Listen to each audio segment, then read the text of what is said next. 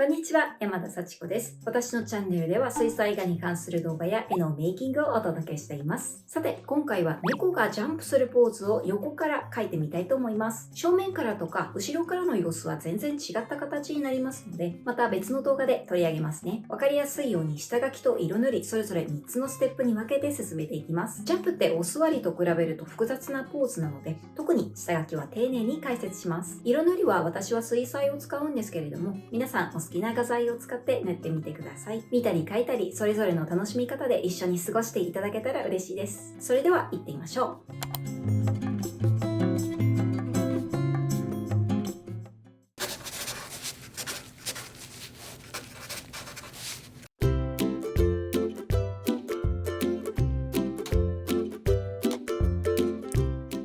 まず、丸を使って全体の大まかな当たりを取ります。どんな猫ちゃんにしようかという全体図を決めてから顔のパーツとか細部に入った方が描き進めやすいですし、修正もしやすいです。まず、頭、そして上半身、下半身、一気に胴体を一つの塊で描いてもいいのですが、背中のところとか各パーツのつながりがちょっと複雑なので上下に分けました。そして腕と手、足と足です。足は太ももの曲線に注意して描きましょう。そしてお尻の先から尻尾が出ています。だいたいまっすぐか緩やかなカーブを描いていることが多いです。それから頭に三角形の耳をつけます。顔の描き方について詳しくはこちらの動画を見てもらいたいのですが、角度に気をつけて頭の丸みに沿うように耳をつけましょう。そして横向きジャンプは大体の場合、マズルという尾行部、鼻面がポコッと出ているので、最初に描いた頭の下の方に丸くマズルを付け足しておくと顔を描くときにスムーズです。この流れで顔のパーツの当たりも描いてしまいましょう。十字線を引きます。球体を4分割するようなイメージで線を引きます。横線の上、この両側に目。今回は角度的に片方の目だけ見えているポーズにします。そしてマズルの先端に鼻。鼻の下に口があります。ちょっとわかりづらいので消しながら描きます。で、今回のように角度によっては目は片方しか見えていない場合があります。まっすぐ横向きにジャンプしている姿を見たら腕とか足も多分片方しか見えないんじゃないかなと思います。目はポチンと黒丸で描いたんですけれども、目頭が下がって目尻が上がる猫目を意識するといいです。そしてマズルの口の両側の膨らみからおひげが生えています。あと目の上からも生えていますが、どこまで描き込むかは人それぞれの表現にもよると思うので、今描いてもいいですし、後から描き足しても、あとは省略するでも、お好みで描いてみてください。私は最後の仕上げでおひげを描き入れたいと思います。これで全体像ができましたので、消しゴムを使ってそれぞれのパーツを連結させていきます。こういう風に被っちゃっているところの線を消して各パーツをつなげるイメージです。で、この時に当たりの線を全て消してしまうと、この後形を整える時に手がかりがなさすぎて迷いそうっていう場合は、少し形を整える時の頼りになるようなポイントを残して消してください。例えば顔の十字線が消えてしまうと、後から目鼻口を整える時に困るなという場合は、少し残しておくといいと思います。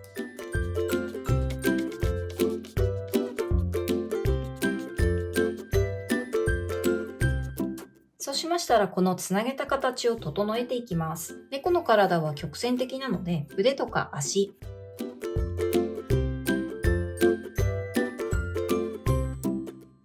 背中のあたりのつながりを滑らかに描き直します。ちょっと下半身が長かったですかね。当たりはあくまで目安の線なので、違うなと思うところがあったらガンガン描き直していきましょう。